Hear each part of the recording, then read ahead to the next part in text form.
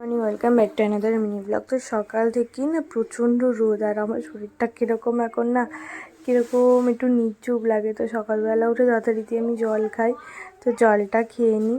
জলটা খাচ্ছিলাম বসে বসে, আর এখানে পড়তে বসিয়েছিলাম। আর জল খেতে আমার প্রচুর কষ্ট হয়, সকালবেলা ভালোই লাগে না। তো জল টল খেয়ে নিলাম, নিয়ে ওকে পড়াচ্ছিলাম আর ওখানে বসেছিলাম।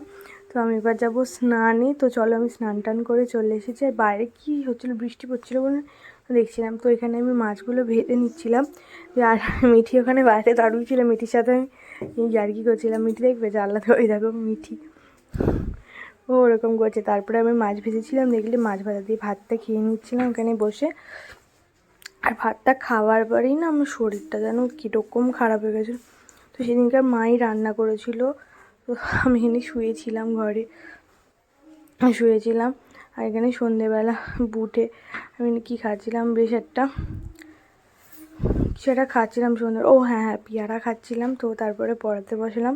তো ভিডিওটা এই অবধি ভালো লাগলে লাইক কমেন্ট শেয়ার সাবস্ক্রাইব করে দেখার জন্য।